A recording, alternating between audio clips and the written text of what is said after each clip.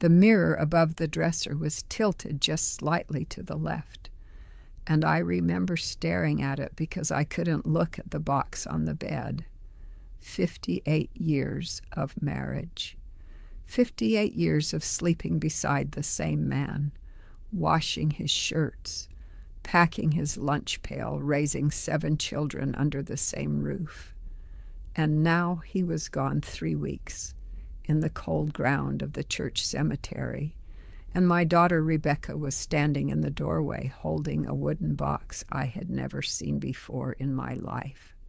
She found it in the barn loft behind the old harness that hadn't been used in 40 years.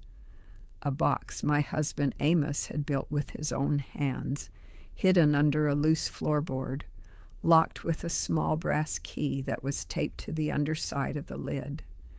And inside that box was a man I had never met. Before I tell you what was in that box, I'm Miriam, and this is Hannah, the Amish girl, the channel where women like me finally say the things our community spent our whole lives telling us to swallow. I grew up Old Order Amish in Lancaster County, married at 21, buried my husband at 79, and learned more about him in one afternoon than I had learned in 58 years of marriage. If you want to hear the truths nobody behind the prayer cap is supposed to say out loud, please subscribe, hit that like button, and turn on the notification bell so you never miss a story.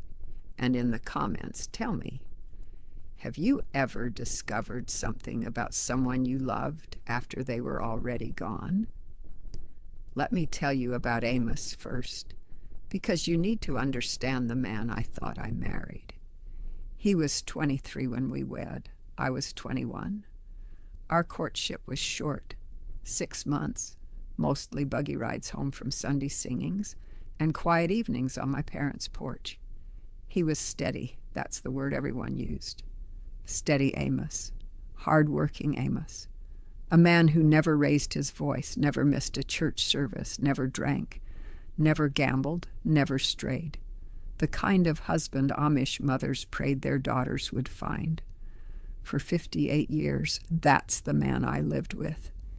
He woke at 4:30 every morning. He milked the cows. He read his German Bible at the kitchen table while I made breakfast. He worked the fields. He came home for supper. He read the budget newspaper by the kerosene lamp until 8, and then we went to bed. 7 children came, then grandchildren, then great-grandchildren. The years move the way they move in plain communities, slow, quiet, predictable as the seasons. And here is the thing about a marriage like that. You stop asking questions because you think you already know the answers. You stop wondering about the silences because the silences have always been there. In the Amish world, a man is a man and a woman is a woman, and you do not pry into corners that were never open to you. The Ordnung does not encourage curiosity. Gelassenheit, that quiet yielding, that letting go of self, it shapes you so completely that after 58 years, you genuinely believe you have nothing left to wonder about. That was my mistake. I thought silence meant peace. I did not understand that silence can also be a hiding place. Rebecca set the box on the quilt my mother had stitched for our wedding bed. The brass key trembled in my hand. I almost did not open it. I want you to understand that. I almost handed it back to her and said, "Bury it with him," because some part of me already knew. Some part of me had always known there was a room inside Amos I had never been allowed to enter. But I opened it. Inside, on top, was a photograph. A photograph. You have to understand what that means in our world. Old Order, Amish do not permit photographs. It is a graven image. It is Hochmut, pride, the worst sin of all. A photograph in an Amish home is not a memento. It is a confession. The photograph was of a young man, maybe 20 years old, in English clothes, blue jeans, a button-down shirt, standing in front of a brick building somewhere I did not recognize. And the young man was Amos, my Amos, smiling in a way I had never once seen him smile in 58 years of marriage. Underneath the photograph was a stack of letters tied with a piece of twine. The handwriting was a woman's. The name signed at the bottom of every single one was Catherine. I am going to pause here because I know this is a lot to take in, and if this story is hitting you somewhere tender, I want you to know you are not alone in feeling that. If you are getting something from hearing this, please subscribe to Hannah the Amish Girl.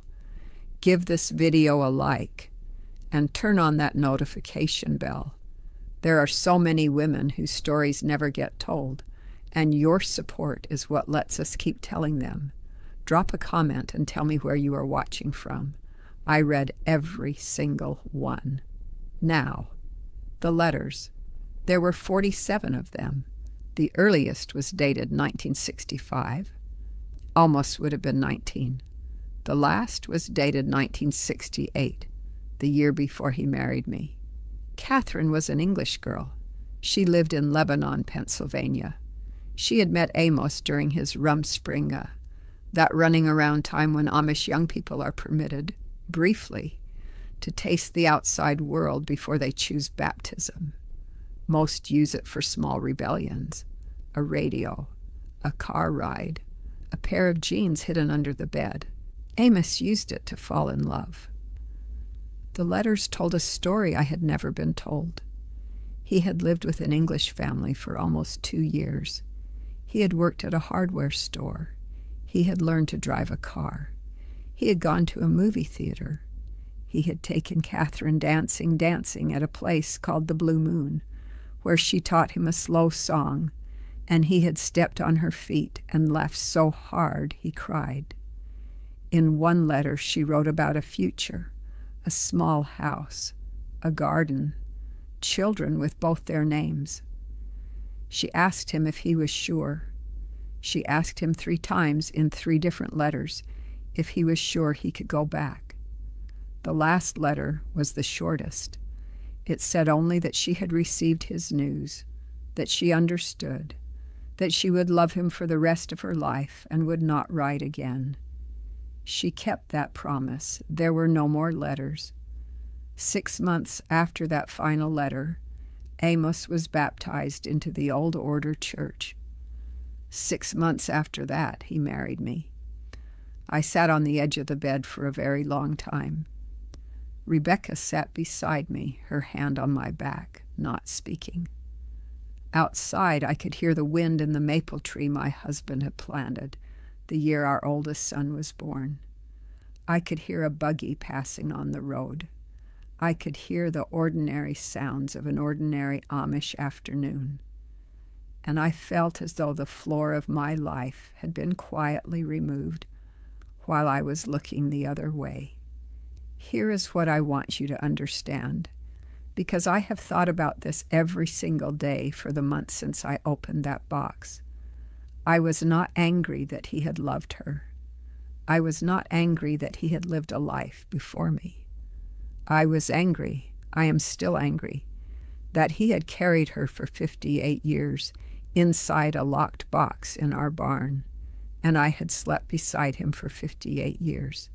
And I had never once known there was a door in him that was close to me. My friend Lydia lost her husband 3 years before I lost mine.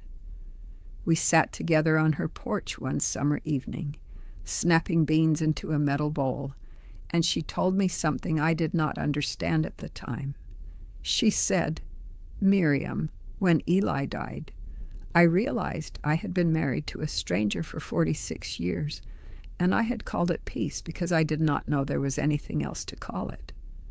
I nodded the way Amish women nod, polite, quiet. I did not ask her what she meant. I should have. In our communities, a husband and a wife are not expected to know each other's hearts. They are expected to know each other's duties. He provides. She keeps the home. He leads in faith. She submits in love. The Ordnung tells you what a marriage is for. And what a marriage is for is the raising of children, the working of land, the building of a godly household. What a marriage is for is not, has never been, the deep and patient knowing of another human soul. That kind of knowing is considered at best unnecessary. At worst, it edges toward Hochmut, the prideful belief that your private bond with another person matters more than the community's bond with God. I want to be very honest with you here because this part is important. If you are still with me, please give this video a like and let me know in the comments if any of this is sounding familiar. Maybe not Amish, maybe just a marriage where silence was called peace. I am listening, and if you have not yet, subscribe to Hannah the Amish Girl and turn on that bell, because I have so many more stories from women whose voices spent decades waiting to be heard. After Rebecca left that evening, I sat alone at the kitchen table with the box in front of me. I read every letter again. I looked at the photograph for a long time, and I tried to find the man I had married inside the man in those pages. He was there. That is what undid me. He was there in the careful handwriting, the same handwriting that signed our marriage certificate. He was there in the dry sense of humor that came through in his replies, the same humor I had heard at our supper table for nearly 6 decades. The man who wrote those letters was my husband. He had not been replaced. He had only been folded down, tucked inside himself, and kept in a wooden box for 58 years. I went to see Bishop Yoder the following week. I did not bring the letters. I did not bring the photograph. I asked him only one question. I asked him if Amos had ever spoken to him in any of those long years about the time before our marriage. The bishop looked at me with kind eyes and said that what is confessed in private stays in private, even after death. But he reached across the table and squeezed my hand, and he said, "Miriam, your husband was a good man. Whatever he carried it so that you would not have to." I have thought about that sentence every day since. I do not know if it was meant to comfort me. I do not know if it was meant to warn me. I do not know if Amos confessed Catherine to the bishop the day he was baptized, or if he carried her alone for 58 years, never speaking her name to a single soul. I will never know. That is part of what I have to live with now. When I left the Amish way, and yes, at 79 years old, 6 months after burying my husband, I left. The cost was the same as it has always been: shunning. My younger sister will not take my phone calls. 3 of my 7 children will not let their children visit me. Letters returned. The familiar quiet door closing. But here is what I want to say to you, and I want you to hear me carefully. I did not leave because I was angry at Amos. I left because I finally understood, sitting in front of that wooden box, that I had spent 79 years inside a community that taught me a woman does not need to be known by her husband, only useful to him. And I had believed it. I had believed it so completely that I had not even noticed I was lonely. I had called the loneliness peace. I had called the silence faithfulness. I had called the locked box in my husband a virtue, because in the old order world, a man's inner life is his own, and a wife who does not pry is a wife who has done her duty. Catherine died in 1994. I found her obituary at the public library a few weeks after the box. She never married. She lived her whole life in the same town. She worked as a librarian. She had no children. The obituary said she was loved by her sisters and her many nieces and nephews, and that she had a gentle laugh, and that she was buried in a small cemetery on a hill outside of Lebanon. I drove there. An English friend took me. I stood at her grave for a long time. I did not feel jealous. I did not feel betrayed. I felt, if I am being honest, a strange and quiet kinship. Two women who had loved the same closed-up man, in two different worlds, both of us never fully let in. If you have made it this far in my story, I want to thank you, truly. Please take a second right now to like this video, subscribe to Hannah the Amish Girl, and turn on the notification bell so the next story finds you when it is ready. These voices, these women, they were silent for so long. You listening is what changes that. I want to leave you with this because it is what I have learned. And at 79 years old, learning anything new feels like a small miracle. The Amish world gave me a long marriage, 7 children, 100 acres of good earth, and a community that buried my husband with honor. I will not pretend those gifts were nothing. They were not nothing. But the Amish world also taught me that a wife does not need to know her husband's heart, only his habits. That intimacy is not the deep and difficult work of two souls reaching for each other across a lifetime. That intimacy is instead the quiet performance of duty in a shared house. And I lived 79 years before I understood that what I had been calling marriage was, for both of us, a kind of careful, gentle hiding. I do not blame Amos. I want to say that clearly. He was a boy of 23, given a choice between a woman he loved and a community that was his entire world. And he chose the community, and then he closed the door behind him and never opened it again, not even for me. He did what he was taught to do. He yielded. He submitted. He buried himself in a wooden box in the barn loft, and he handed me only the parts of him the ordnung permitted. If you are watching this and you are in a marriage where the silences have started to feel heavy, where you suspect there is a locked box somewhere inside the person beside you, I see you. If you have spent decades calling loneliness peace because you did not know there was anything else to call it, I see you. If you grew up in a world where a woman's job was to be useful and not to be known, I see you. And I am telling you, from the other side of 79 years, that you are allowed to want more. You are allowed to ask. You are allowed to open the box. If this story moved you, leave me a comment and tell me what part stayed with you. Tell me your story if you are ready. And please, if you have not already, subscribe to Hannah the Amish Girl, like this video, and turn on the notification bell. There is so much more I have not yet said, and I would like to keep saying it as long as you keep listening. Until next time, choose your freedoms wisely. Even at 79, it is never too late to be known.